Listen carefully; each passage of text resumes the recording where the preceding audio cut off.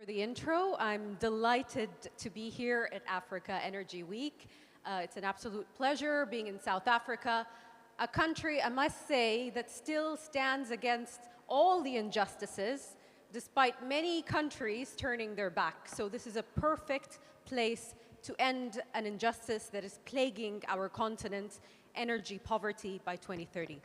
It's my absolute pleasure to have this fireside chat with His Excellency Dr. Diamantino Pedro Azevedo, Minister of Minerals and Resources at Angola. Minister, if you can please join me. Your Excellency, we're going to be discussing many things today, and part of it is ending energy poverty in Africa, and as NJ would put it quite clearly, that we need to drill, baby, drill. But before that, how's life after leaving OPEC?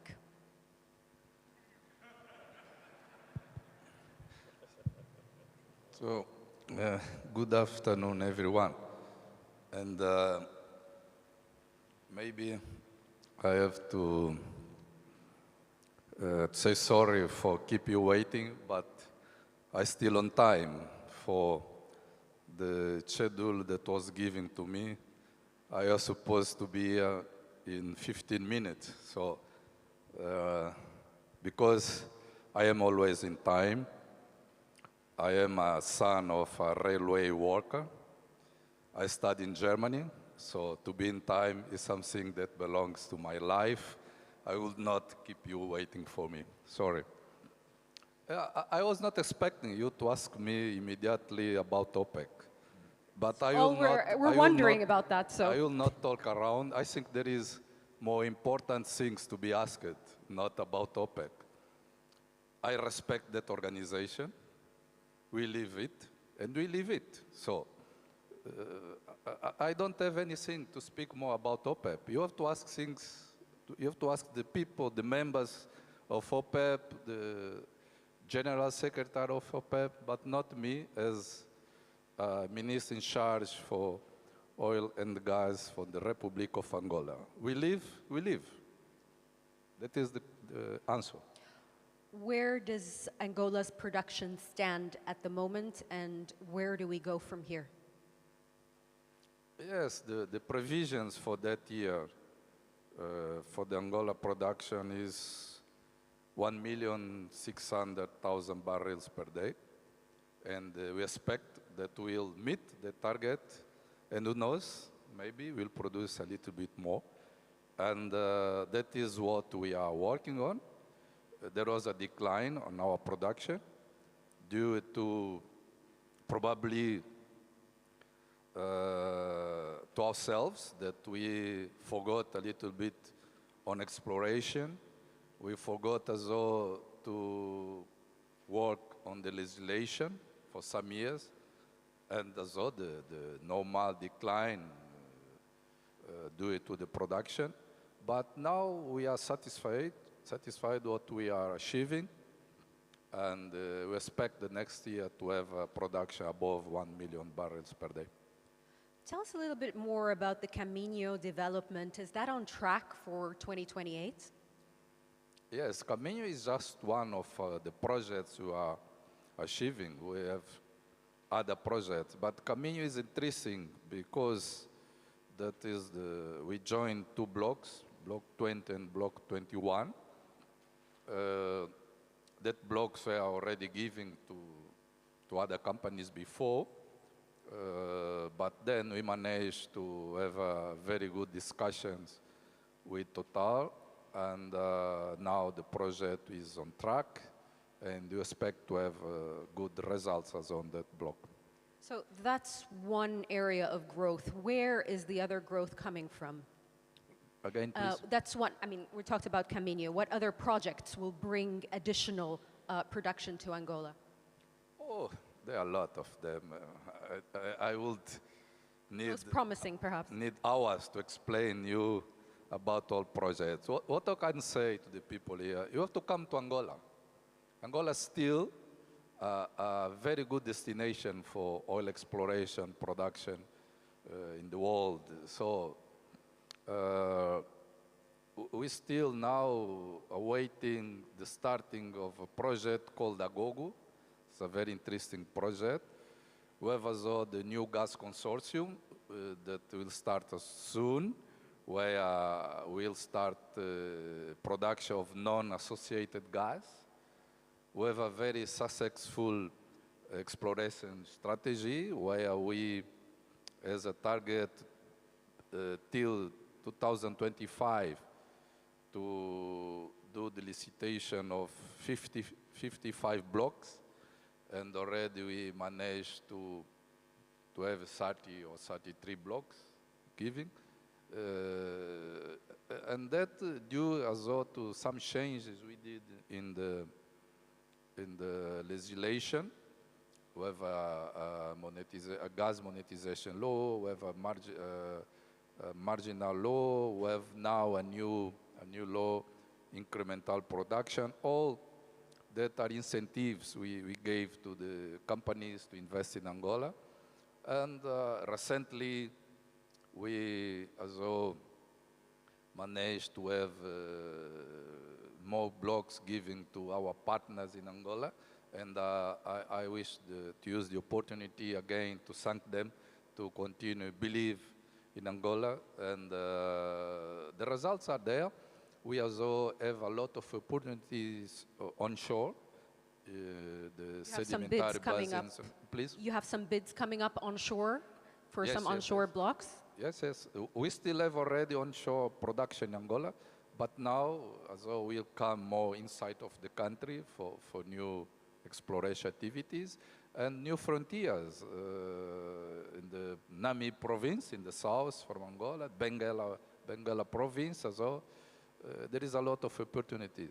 Recently, also we negotiate with Chevron new blocks with Total, Eni, Equinor, all our partners, and even today I talk with also a giant in oil exploration production, and they assure me that we'll come back to Angola. Yeah, it's a lot going on in Angola. So Angola is still a very important place for oil exploration production, and not only. We are serious on developing the downstream industry in Angola. We don't want to continue to export our crude and import refined products. We also have projects on ammonia and urea, on storage facilities. Beginning of next year, we'll launch a new storage facility for 580,000 cubic meters. And soon we'll launch our new oil refinery. You are working 2 other oil refineries. We start our research and development center for our national oil companies. A lot of things are happening in Angola. You mentioned a lot of IOCs there, and Exxon is one of them, and they're currently exploring the Namibe Basin. What are the results so far? What could you kind of give us an indication of? Namibe Basin, where I think we considered six blocks, and Exxon is the one who's more advanced, and soon we'll have results. I will reserve that to Equinor to speak about, but the work is going very well there. So you're positive about? I am always positive. Okay. That is why my name is Diamantino. It's a beautiful name. By the way, my father-in-law is also Diamantino. So, moving to LNG, you currently have a capacity of 5.2 million tons per year. Any plans to further expand that? Yes, we have plans, but geology is geology. I respect geologists. I don't like them too much, but without them we can't do anything. Because they give you bad results? Please? Because they give you bad results? Why don't you like them? No. Because they speak too much. And difficult words. I started studying geology, then I was a bit afraid it was too complicated, so I moved to other subject. No, as I said, we manage with the new gas law that give the opportunity to the companies to monetize gas. We are saying new development, and I said we'll start production of non-associated gas, but we still have some blocks with good prospectivity for gas, like block 24 in Kwanza Sul and Benguela province. That's a block we expect as well to have good results soon. By the prospectivity speaks about 8 to 13 trillions cubic feet gas, but for that block we are looking for partners that accept our strategy for that block, that is an integrated project that gives us the opportunity to use substantive part of that gas to develop the downstream industry in Angola. That is the approach for that block. And you expect, also, still in Cabinda, we renovated the concession for Block 0 till 2050, and we expect to have also more gas there that we can use for electricity, for ammonia project. So our aim also is to add value, maximize also the value of each barrel we produce in Angola to develop our own industry, not just to export, okay? We want our country also to be one industrialized country, because, you know, only if you develop your country, if you become also an industrialized country, if you use technologies, you can develop a country, not just be exporting your resources without any value addition. And that is what we are changing in Angola. We want to add more value to our oil, to our gas, to our mineral resources. And we expect in future to be self-sufficient in all refined products, in fertilizers, steel, and using all minerals we have to develop our country. I can give you another example. You know, you use barit in the drilling process. We have barit in Angola, but we have to import that one. Why? Okay, why we have to import fertilizers if we have gas, we have phosphate, we have potassium? Why? Why you have to import steel if we have iron ore, we have gas?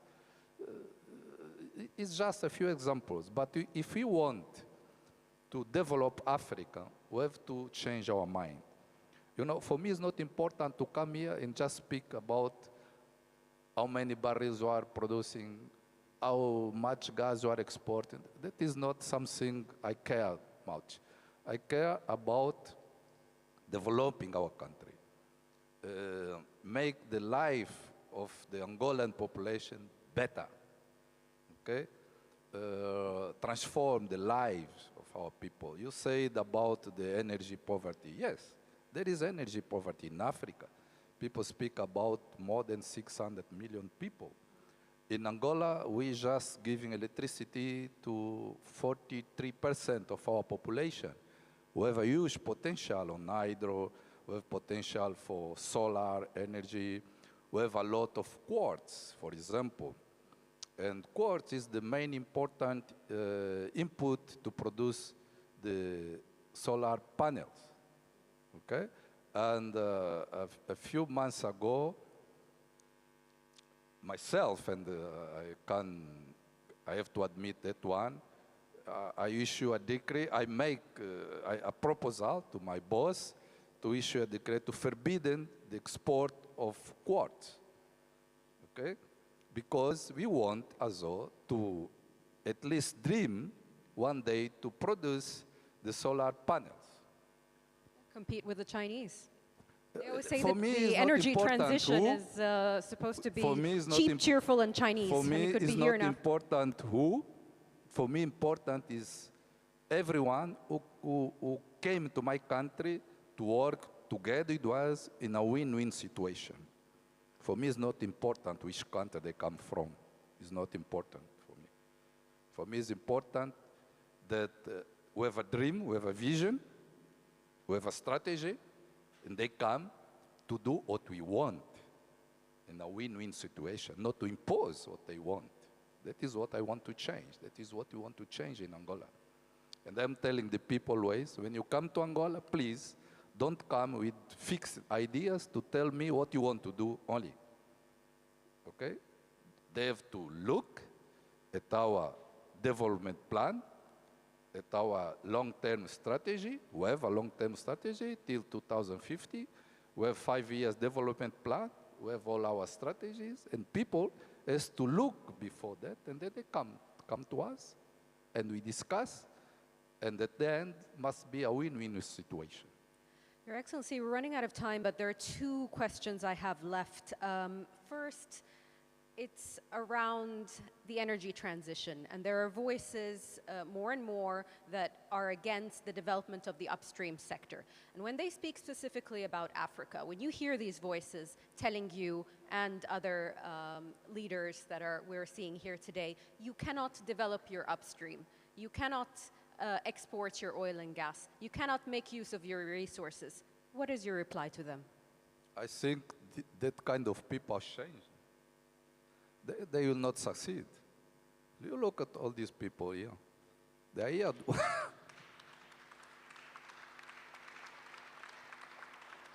Why they are here? Because they want to continue doing exploration, doing production, and because they are serious people. They know what the world needs, and the world needs energy. And you know, the energy for the future will be coming from different sources. You cannot say oil will not be needed anymore, at least for some years to come. So, you know, there is lobbies in the world, but there are few people who are serious. And these are the people who are here, that they know that we cannot survive at least the next decades without oil. But for us, the most important, we have to day by day become more responsible, do the decarbonization, do all these things.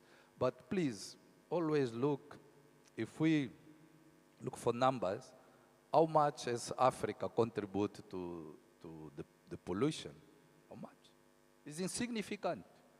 Why they don't think, okay, they 3%. go back, they go down, okay, reach the same numbers as Africa, and then we go up or down together, but not imposing us. And you can tell them, if they are not here, tell them that in Angola we'll continue exploring our oil. Tell them.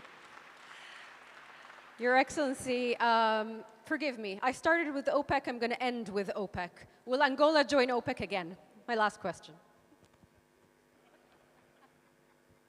I can just speak about the government who is in charge now. I say no. It's very clear. Thank you, Your Excellency. Thank you.